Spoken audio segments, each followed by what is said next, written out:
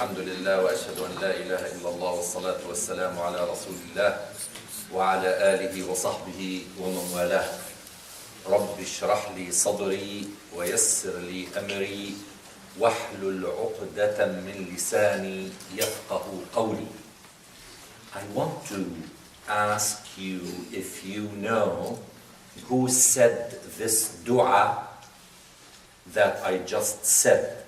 Rabbi shrah li sadri, oh Allah, expand my chest with ease. Wayassir li amri, make my task easy. And loosen a knot in my tongue. Wahlul uqdatan min lisani, so that they will understand. Yafqahu qawli. Who said that and on what occasion? Yes. Prophet Musa alayhi salam. On what occasion? You forgot. Okay, anyone who may help this smart young man? Okay, anyone who would help who is young? I'm sorry, no need to offend anybody. Okay, who is young? No. You know the answer? So it is Prophet Musa, you agree? Yeah. Say it loud. Monday. What? Monday. He said it on Monday? Yeah. No, it's fine. But maybe it was Monday when he made this dua because God asked him to go with his brother Harun to the most king in those days, whose name was Pharaoh. So before he would go, he made this dua so that it will be easy for him to go. Nadir, come and sit in the front with your brother or your son or whatever. He looks like your brother. Okay, so sit in the front, please, because we have 2 empty chairs. So that's what I started with. Okay, oh Allah, expand my chest with ease and make my task easy and loosen a knot in my tongue so that they will understand what I have to say. Why did Musa say loosen a knot in my tongue? We are, just trying to get off topic a little bit. Why did he say loosen a knot in my tongue? Okay, since you raised your hand, I know you know the answer. So why? I think it's because he had a stammering problem. That's right. He used to stutter. He used to, have difficulty speaking. So he asked God, oh Allah, help me. You created me. Help me so that when I speak in front of Pharaoh, he and the people around him will understand what I have to say. Okay? So I'm saying the same thing, and I ask Allah subhanahu wa ta'ala to make today's session, which is unusually long today. It'll take about 3.5 hours, inshallah, until Asr time. And then, anybody who has problems with that? Yes, no, we're not going to stay that long. Okay, every time we'll finish by 2 o'clock, inshallah, or before. Now, did anyone read the title on the poster? Because every week the center is printing in green what the topic will be. Yes, we are talking about challenges facing Muslim youth today. Challenges, difficulties that we really need to know how to face. So what's the challenge we want to talk about today? If you read that in green on the poster. Yes? Talking about Islam to other people? Yes. So the challenge of educating the public about Islam. Right? So this is what we want to talk about. And last week I said we didn't finish talking about the challenge of separating Islam. And did we say it is possible to separate Islam from culture? We said the sentence. Is it possible? Yes. Is it possible to separate Islam from culture? The answer is no. So we established a rule because we're confused. I'm confused about certain things. There are people, can I tell you a secret, hoping that, the people I'm talking about will not mind, and if they mind, it's their problem. Shall I tell you something that I found to talk about it now? Okay, I am part of a WhatsApp group for 64 imams, mostly from GTA. Now, the problem I really faced last week is that they were talking about an issue. Guess what? Everybody agreed. Everybody agreed that for our children to go trick-and-treating saying that it is innocent, just candy, is wrong. And I said that last week. Okay, that it is wrong. Now, how do we deal with this? I mentioned my opinion, but certain masajid in the GTA, held programs, family programs on the 31st, on maybe it was Wednesday. Okay, they brought the kids, they brought their parents. They had halwa, they had, games, they had treats to give to them. They had great time. Now, on Thursday, Friday, Saturday started to wane down. There was disagreement, big disagreement among imams. Some say, we shouldn't have done that. Others said, what's wrong with that? What's wrong with that? So they all agreed that, no trick or treating, even though, let me tell you, I saw on Facebook many families still, feeling happy that, look, this is, how our son, our daughter went, as may Allah subhanahu wa ta'ala provide us with guidance. Okay. But the thing is, to have that much disagreement about having a family program at the masjid. And the point of disagreement is, we shouldn't hold it on the 31st. We should feel strong enough that on the 31st, okay, but my point is, until we reach that stage of spiritual health, we may need to taste a medicine, even though prophetic medicine is the alternative to the chemical medicine, probably whenever we feel ill. So you really need to have a medicine for the same purpose of healing. So having it on the 31st now, and later moving it to another date after the majority of our children feel secure enough and strong enough not to be moved by other kids, going and collecting candy, I believe it's okay. So we shouldn't even, and this is my point. We are spending our energy on this while the enemy is engaged in making strategies to get rid of those Muslims. Okay? Now, having said that, we established a rule that since Islam is a dynamic way of life, we have to live our lives. We cannot just say, okay, is this Islamic, religious in nature, and is this cultural? No, the rule is live your life, and everything you want to know whether you are doing the right thing or not, we said has to be Islamically acceptable and culturally comfortable. That's the rule.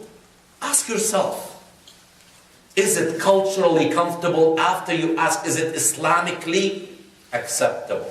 If you don't know, فَاسْأَلُوا أَهْلَ الذِّكْرِ إِن كُنْتُمْ لَا تَعْلَمُونَ. Go and ask people who will help you. And I said, let's assign someone who is qualified to get us answers.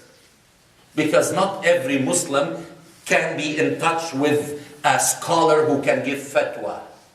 But at least you can be in touch with someone who can ask somebody, who can give fatwa and give you the answer through that chain, inshallah. So, we continue to talk about, culture, and before I continue, I want to tell you a fact. A long time ago, ancient Chinese people thought of protecting their country from the enemy. They thought, and then they came up with an idea that is still standing till today. They said, in order to protect our country, we are going to build a huge wall. Sur al-Sin al-Azim. We are going to build a huge wall that our enemies cannot bypass, they cannot reach us, and we will put guards all around. And that wall still stands till today. When people go and visit China, they've got to go and visit the Great Wall of China.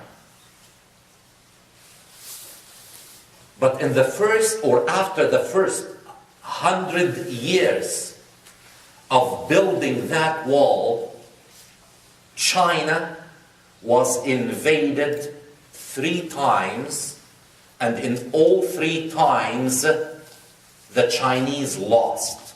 Their enemies were able to penetrate that wall and get inside China, and they won 3 times in 100 years. Almost every 33 years, well, whatever the case may be. How come? They thought that the wall is, impenetrable. Okay, but all the enemy did is that they bought the guards. The guards were so weak inside that it was easy to buy them, to give them money, to bribe them, it was easy. Once the guards who are guarding the doors were bribed, the gates were open, and the enemy was asked to come inside. So the Chinese missed something that the Japanese now learned from them. And that is instead, and that's what the Japanese continue to do. And since the Second World War, which ended in 1945, so it is now 73 years. Within those 73 years, Japan has become one of the greatest powers in the world. Why? After Japan was finished through 2 nuclear bombs that were dropped over Hiroshima and Nagasaki. Tens of thousands of people perished with those drops, okay? But Japan has established itself by now, within 40 years, they stood up on their feet and they continued to stand higher and taller in this because they learned from history. And I'm mentioning this because we too, when I say we, I say Muslims, who, by the way, did not fall because of nuclear attack, but we are falling now because of other forms of attack. And we are now in very bad shape. We shouldn't really run away from reality and say, no, we are actually consider Islam that great wall. But That wall is not to isolate Muslims, because Allah subhanahu wa ta'ala invited humanity to be inside this wall. All of humanity. Not Arabs, not only people who are born Muslim, but all of humanity is invited to come and be surrounded by Islam and keep shaitan outside. Shaitan is your enemy, as the Qur'an tells us. So partake shaitan as an enemy. Don't say, no. You see, it's just fun. No, shaitan played his game the night of the 31st. Okay? So that was the devil's night. He's our enemy. Allah subhanahu wa ta'ala told us, shaitan is your enemy. And shaitan takes different forms. But the thing is, we have been bribed many guards, and I'll keep it, sugar-coated. Thank you, sister. Okay. Many people who are supposed to guard us were bribed. So now so many things are happening, and we don't know where to look now to seek protection. The reason I'm mentioning this is that building not a brick and mortar wall, but to build, and human beings are built through, you should know what I want to say, it's a word that starts with E, and the second letter is D, and then the third letter is U. And you get, mashallah, you're so smart. Even though he said it first. Sorry. He gets the credit. Even though he didn't pay $2, but it's okay. So it is education. Education. But it's okay, don't feel bad, because I want to ask you another question. What's the difference between education and information? He didn't pay $2. He didn't pay. So He's not supposed to get the question. he's not. But you answered one of them. So come on, be nice. Be nice. Let him answer. What's the difference between education and information?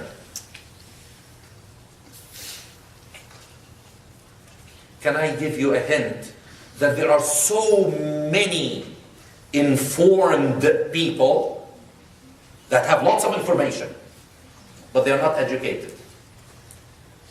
They're not educated. There's a difference between information. Many of us, we think that we get educated by that little rectangular thing. We get educated through the school of Facebook and the school of WhatsApp and the school of YouTube and the school of, we think that we get so educated. But this is not education. It's information. Education is what will protect us from shaitan. Some people say, stop talking about shaitan.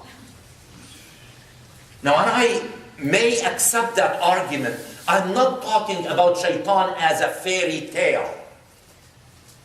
I'm talking about shaitan as a power that takes us away from goodness, whatever it is.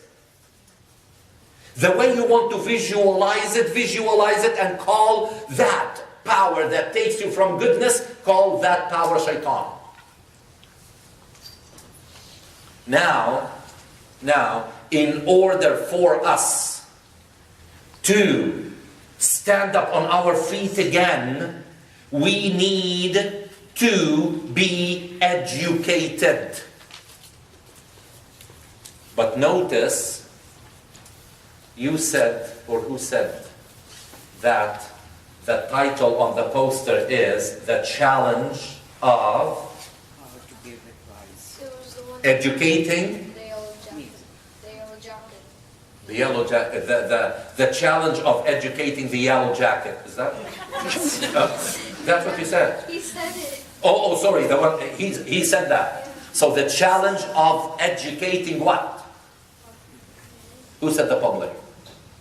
So the challenge of educating others about Islam, to stop Islamophobia, But there's something in Arabic that we always say. Can somebody help me? I know it, but I'd like to see if we are having the same wavelength. The challenge of educating others about Islam. But there's something in Arabic that goes like this. And because you see, my brother and I always have the same wavelength, I'm looking at him. And usually he should read my mind. You know, in Arabic there is a method, there is a saying that goes like this. Faqidu, who is missing a commodity, who is missing something, cannot give that something or share it with others. I do not have a PS4, so I cannot share it with you. I don't have it. So you can ask me for a PS4 or an Xbox. I don't have one. If I have it, I'll share it with you. Now, how can we educate others about Islam when we don't have that education? This is where I want to take us. That we agreed that in order for Muslims or the world, you know, many people now to the south of our border are saying, we are sorry. We selected someone to lead us who is not educated. He has lots of money, but he's not educated. And some people call him dangerous. Actually, anyone who's not educated is dangerous. Because when you don't have education, you can lead into the wrong, target. Therefore, the challenge of educating others about Islam has to start with us. Scholar who is not a Muslim, who actually summarized something that we Muslims need, and for that matter humanity needs. But we Muslims now, after the fact, realize that we need to understand what that scholar is saying.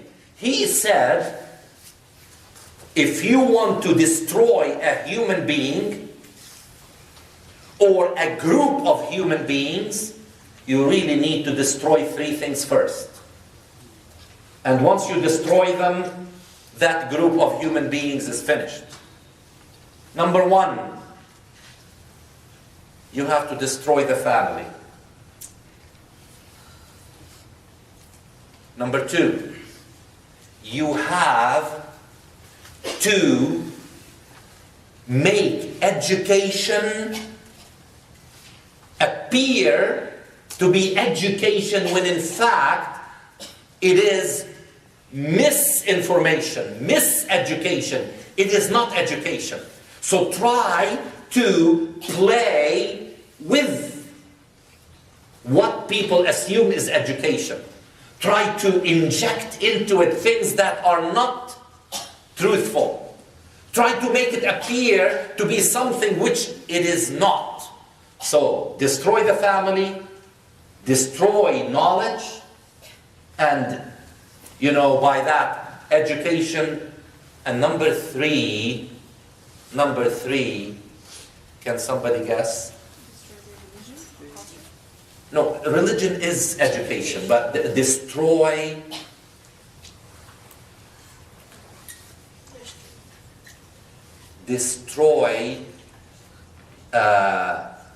role models. Once a group of people or an individual, who all of us need role models. Always we are asked, when a famous person is interviewed, usually the interviewer say, who's your role model? Who was your role model? Who really inspired you to get where you are today? All of us have role models. And we as Muslims are expected to start with who as our role model? It's the yellow jacket again, so.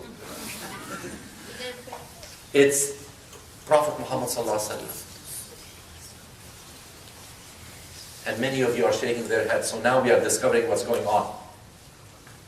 The family, we are struggling as human beings to maintain the definition that is in Oxford Dictionary.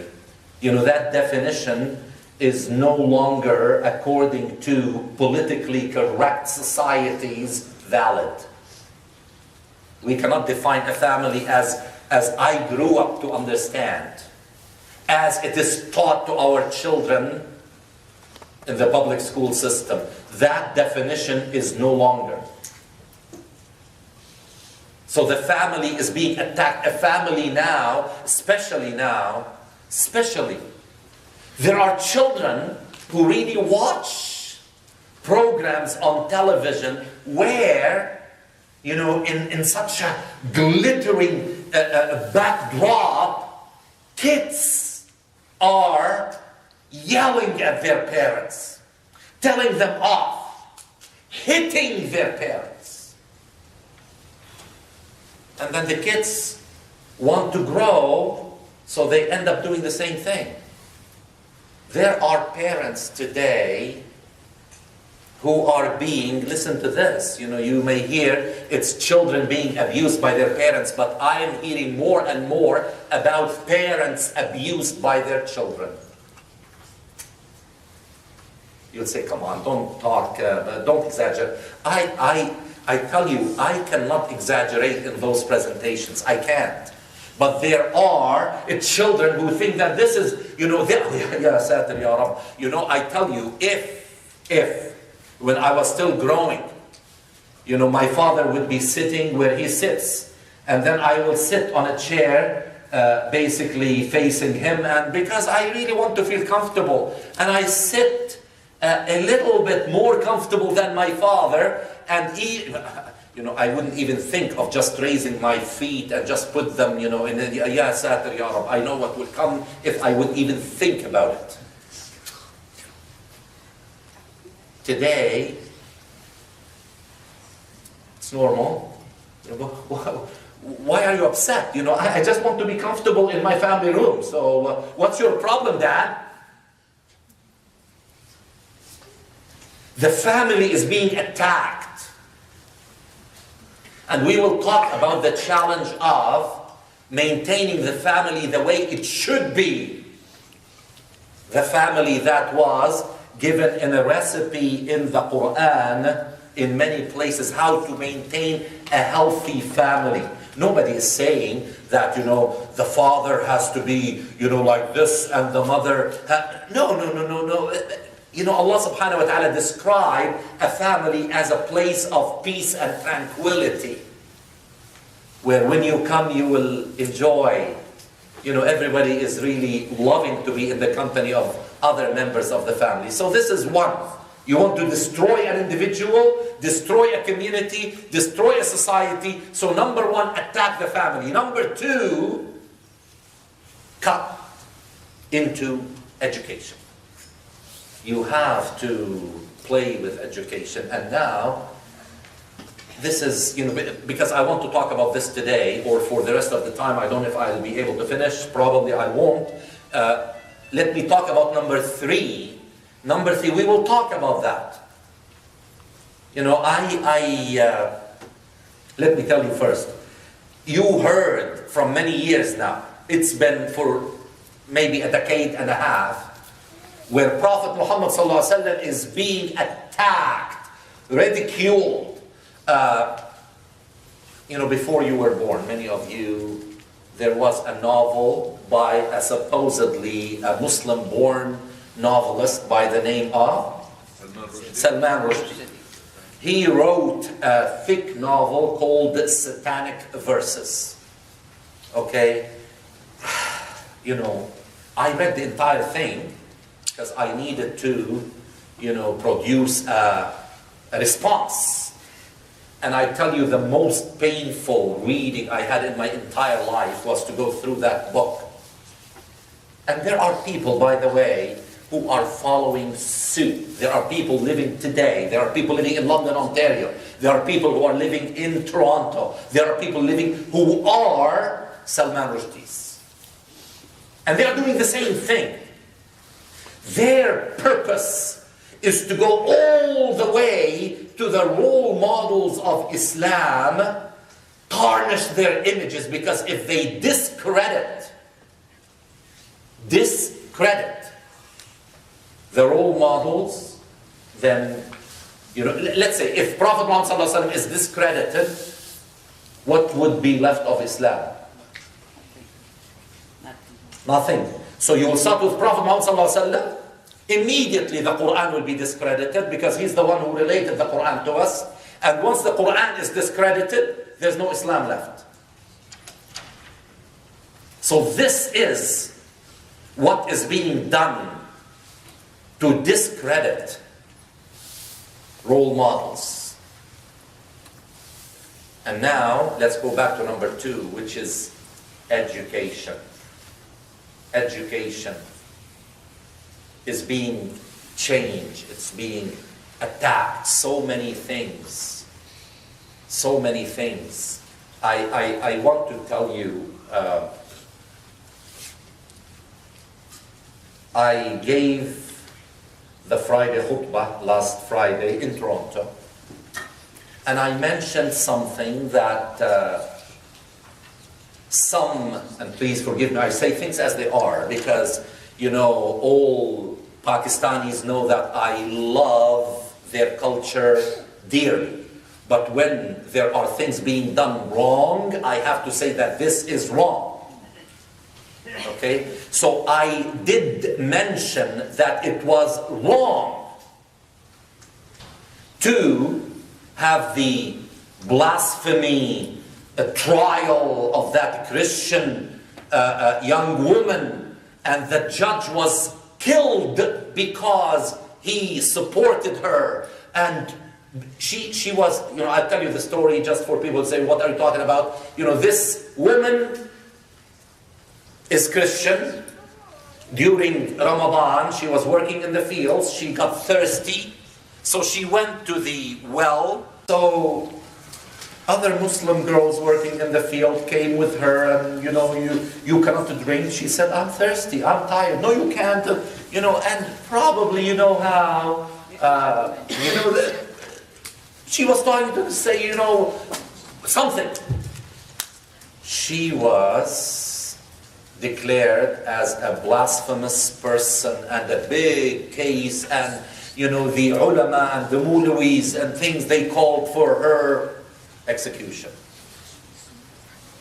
And I mentioned from the minbar that to turn our Islam into something which it is not, to make the education of Muslims such that the judge who ruled that she is innocent was killed.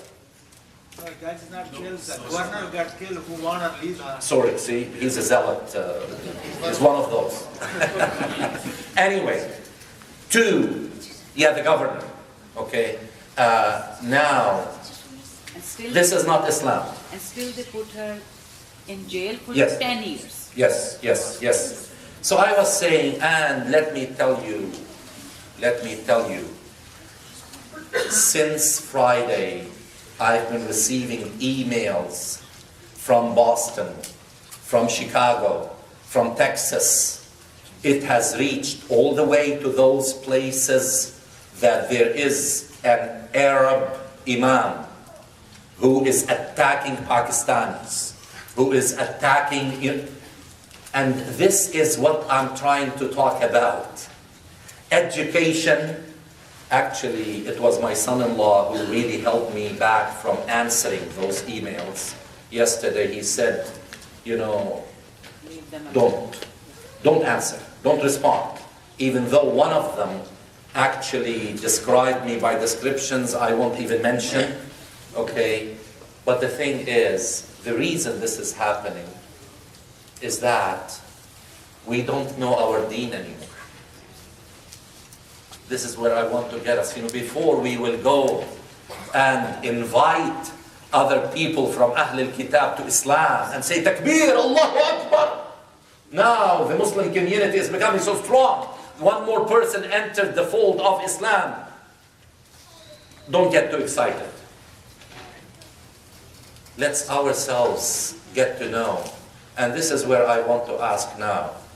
Sister Sadi, I want to ask you. You were taught Islam because you were born in Pakistan. And through the environment there, you were taught something called Islam. How much of that, percentage-wise, your children are being taught? I know that you have tried Islamic schools, you have tried, but do we have the resources here now? Okay, I know that Brother Mir, who is now taping, he's one of the silent activists, so to speak, who basically goes and say, how can we improve, Islamic education? Can I say this, Brother Mir, or it's not politically correct to say it? But I'll say it. Islamic. I'll say it. Are Islamic schools providing Islamic education? I'm not satisfied. I'm not satisfied. The best answer is, I'm not satisfied. Let's keep it at that. And it's not the fault, it's the fact. And I said it before, they called me someone who is too liberal. I said, wait a little bit before you will build. Because without enough financial resources, teachers who will stay below poverty line will not be able to teach Islam to the children. They can't. If you send a hungry teacher to an Islamic school to teach about Islam, the teacher will not teach it properly. We really need not to educate our children with emotion. We need to be smart. We need to strategize. We need to do things the right way. So the challenge of educating the public about Islam, that starts with us. And I'm not saying stop educating the public. No. We have to continue to share our Islam with them to the best of our ability. But the truth is, unless those children will grow to be teenagers and young adults and then, mid-age adults who are strong in their Islamic faith and know where culture ends and pure religious teachings take over, or where the pure teachings stop and culture will come comfortably. If they do not know that, then Islam of Muhammad ibn Abdullah will be diluted in their lives. And this is where, wallahi, I tell you, not to scare parents, but I am not satisfied, as brother, you taught me now an expression, brother. I'm not satisfied that our children will be secure in 10 years from now. They will not, unless we do something. And there was a young adult. I am looking, he is not here, but see, he sent me another, I continue to receive email. Please, continue to send me those emails. Okay, he said, with all due respect to you, Uncle Munir, your weekly lectures are, and he said, I know you don't like to call them lectures, but they end up being lectures. And he said that those weekly, whatever they are inadequate. They are inadequate. They're not enough. And he is calling for monthly weekend get-together of youth, with the parents being only support outside. Let the youth feel that they can say anything they want. You see now, look, they are sitting so politely, I'm looking at them. I am 1,000,000% sure that there are some of them who want to say something, But they can't say it. Not because I don't allow them, but because of you. Yeah, this is true. See, the father is telling his son, say it, don't be afraid of me. And the son is saying, yeah? I know what's going to happen to me if I go home or I say what I want to say. So the truth is, let's face it, I am not satisfied. I know you're not satisfied. I know many parents are not satisfied. Where are we heading? Where are we heading? One of the problems is that we really got so excited to have our children memorize the Qur'an and say, Allahu Akbar, my son is a hafiz. Without knowing, what did they memorize? They don't know. What good is it to memorize the Qur'an without understanding? This is miseducation. I'll be more happy, or I will be happier if our children will understand 1/3. Would you like to know who turned the speaker off? He just came in now. He was hiding somewhere and he heard, something about Pakistan, and he said, I love you, Brother Tariq. Now, the thing is, it's about time. There are still people who take their kids out of grade 12, 2 years of school of Hafiz, before they go to university.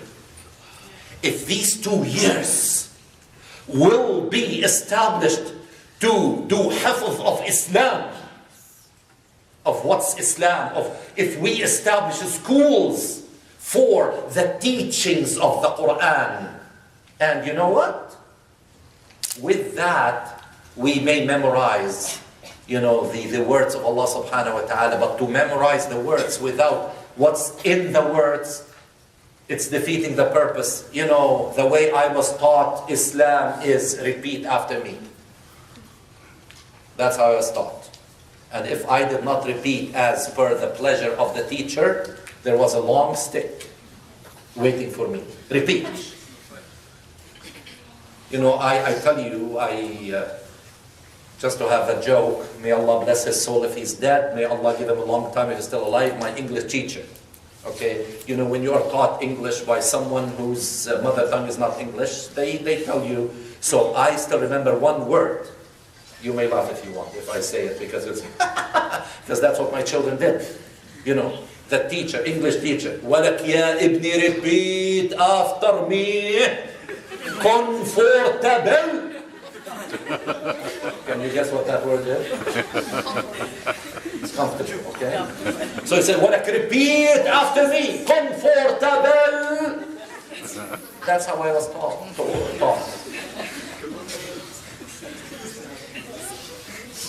I saw Muhammad here. Where is he? He left me. There's a common joke.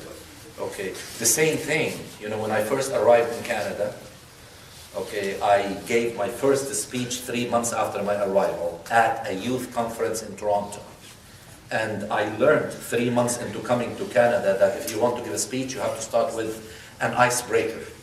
Okay? So you have to tell something where everybody will relax, and then you start. Okay? Like I did today, collecting the $2. Now, so I told a joke, okay? But then nobody laughed. Nobody. I was so offended. Okay, so I looked at them and I said, what's wrong with you?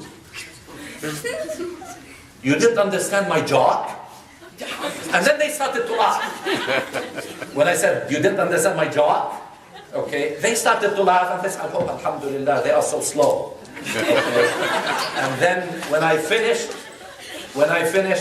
my younger brother Samir, came to me and said, I want to tell you something. I said, what's wrong? He said, so he whispered in my ear. He said, you know why they laughed? I said, yeah, but they were so slow. He said, no, actually, they are very fast. But you don't say jock, you say joke. Okay? So you get to learn. You get to learn. So we really need, again, back to education. I am calling from this, platform that we really need to, and I'm looking at the person who is in charge. And by the way, the same as you will be asked by Allah subhanahu wa ta'ala, Hassan, Naji, you will be asked by Allah subhanahu wa ta'ala, what did you do for the community that you are responsible for?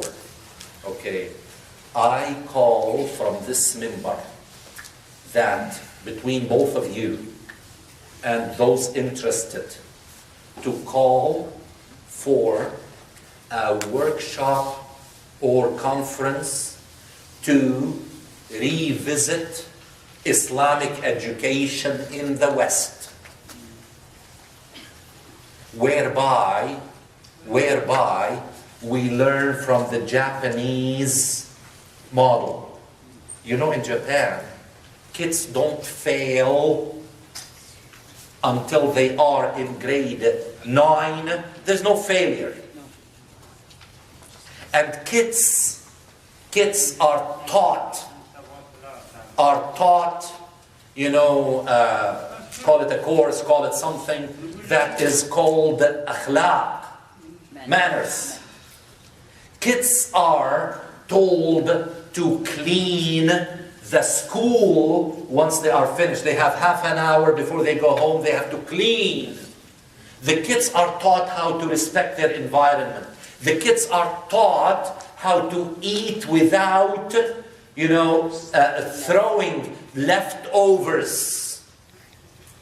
The kids are taught these things that now, I tell you, still it will never leave my, memory. Never, never, never. The first trip of Umrah that I took new Muslims to was in 2004. I organized a trip in 2004. All of them, 43 of them were new Muslims. And the last day in Mecca,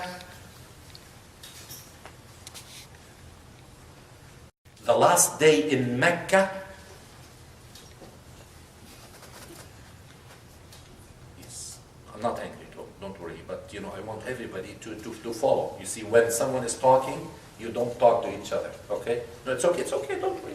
Okay. So let's all pay attention because this is important, okay? The last day in Mecca, I took them to the cave, Ghar Hira, where Prophet Muhammad ﷺ received the first revelation of the Qur'an. Read in the name of your Lord. اقرأ باسم ربك الذي خلق, who created. خلق الإنسان من علق. We climbed all the way to the cave.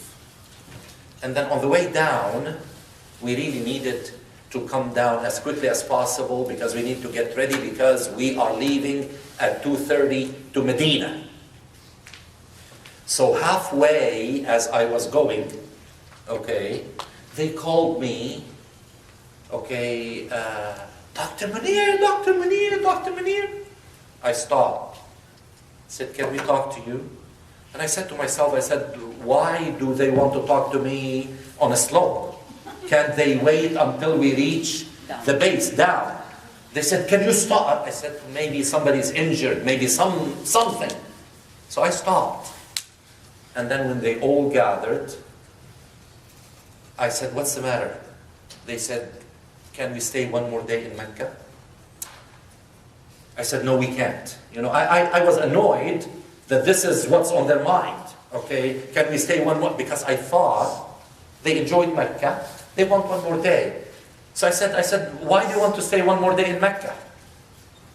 They said, because we want to come tomorrow after Fajr back to this mountain, Jabal al-Nur, to clean it.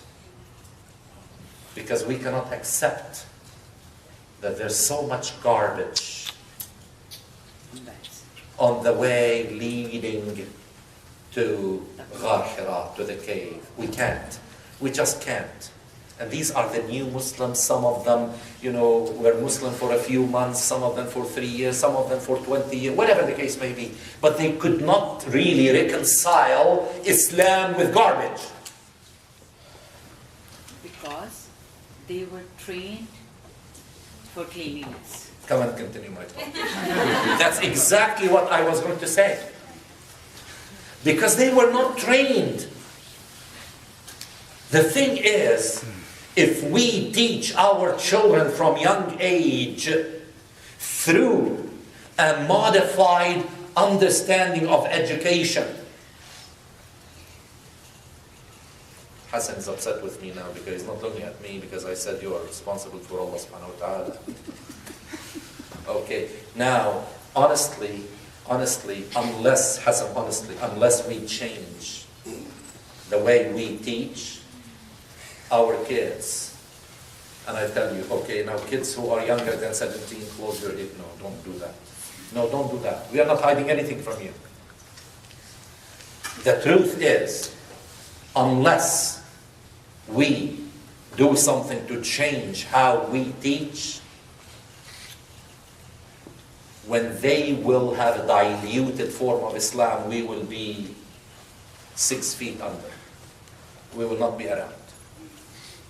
And it's not what Allah subhanahu wa ta'ala brought us to Canada for. Oh no, I take it back. Take it back. Take it back. Because it's not coming to Canada. It's all over the world. My wife was shaking last Friday morning when, a group, she is part of a WhatsApp group of women from her childhood school, and they sent her, okay, now, Egyptians, don't be angry with me. There was a wedding where they wanted to have a new style. Muslims. So they said that the bride and the groom are going to be dressed in nightgowns. And all attendees, all guests are required to come in their nightgowns. Yeah, I'm glad somebody is saying, what is a nightgown? Okay, something. Now when reach that level, that this is, it's a private party, why are you so upset? Because when our kids are taught that this is okay, then other things that are closer to that okay will become okay as well until we reach the limit without realizing. And remember what I said about the frog experiment. That's what happens.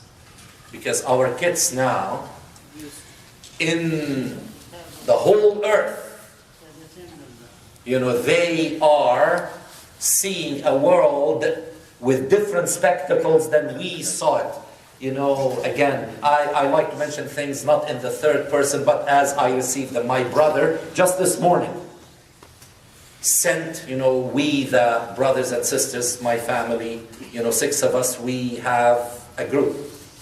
When we don't want our children to see or hear what we have to say, we exchange these things. You read it, Bahis. There is someone who wrote about the good old days in Beirut, Lebanon. How life was to us in the city where we were born. And honestly, I had tears running down for no reason. It wasn't a sad story. It was sad because as I was reading it, I said, Allah, Allah, what happened?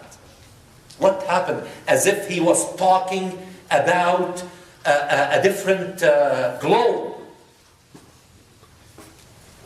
And I wrote to my brothers and sisters, I said, is it true that as things pass, they don't come back again? If this is the case, then I'm very sad. Because it means that whatever is left of what I'm giving my children, they will not be able to give their children. Okay, I think, one thing that my wife told me last time, and even my son-in-law told me, that I did not allow for any interaction. I'm sorry, I get carried away. I'm sorry, I know I want you next time to stop me. You know, but the thing is, I wanted to get to a point where I make my presentation, but let me tell you first, next week, if you will wonder where I am, I'm not abandoning this series. But I have to be in Fort McMurray in 5 or 6 sisters and brothers, young, you know, about 2 years younger than me, who will, anybody who laughed is not allowed to attend next week. I don't know. Why are they laughing? Okay. So anyway, so there will be next week, I will interrupt the challenge about educating ourselves and others. The topic next week will be the challenge of becoming successful in a difficult world.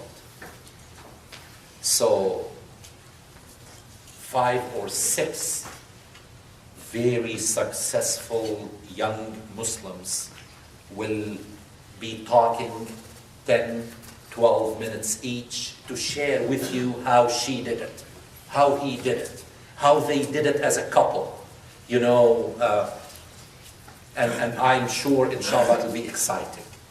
And if you feel strongly about a certain challenge, Hassan, you still did not send me your list. Remember? Ah. I sent it. I know you said it. Okay, but he didn't. He's guilty. Okay. So I'm going to talk to the person who will make you send it. She's shaking her head. Okay, now I know you will send it. Okay, so if you feel strong about something, please send it to me. Okay. And another thing is, if you want a specific thing that I address, like today, I tell you, there was something specific I received, which I mentioned in a general way. Nobody knew what it was, but I mentioned it. And I hope that the person who heard it in a general sense would have received the message. Because, you know, there's no point in hearing something and then we go and do something else at home. So inshallah, Naji and Hassan, why did you raise your eyebrows? You know, so Hassan, you know, the fact that you were booted out of office, no, the fact that you are not called now, okay, the chair or the president, doesn't mean that I know that you continue to work, but please do something. Let's show that we're not just talking. You know, let's do something. Let's do something, okay, practical. Let's all, and I want to tell you something that I want to assign somebody to work on it. You know, an idea, maybe it will not materialize. But I want to put somebody who feels strongly about it, who is serious to work on it. You know, my experience, I've been, alhamdulillah, since 1999, okay, going every year for 2 or 3 umrahs per year, and for Hajj, alhamdulillah. So I noticed that the best place to gulp real Islam Is this place. is right here. So I want to suggest that during March break, we organize for our community in London a Umrah trip whereby we will check how we are spiritually when we go to Mecca and Medina. Now, if there is somebody who is really serious about taking names, getting, you know, by the way, If you are younger than 18, you need one of your parents to be with you. And if it is the mother, then you need the father, because, there are, Some conditions. some conditions. So the father has to accompany kids who are less than 18, okay? So if we can go, during March break, it'll be beautiful.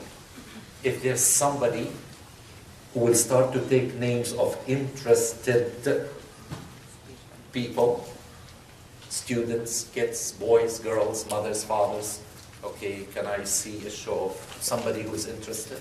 Nobody? You take names, mashallah. See. Names? Oh, just interesting. No interest in going? Yeah. Okay. Your father is so proud of you. I saw him yes, he is. Okay. Your father is so proud of you. Mashallah. And I'm proud of your family, by the way. But, think about it. But I need someone who will take names. Is there someone who is... Okay, anyway. You'll take names? Okay, inshallah. What's your name? Fuad. Fuad Dahir. Did I say it right? Gulad.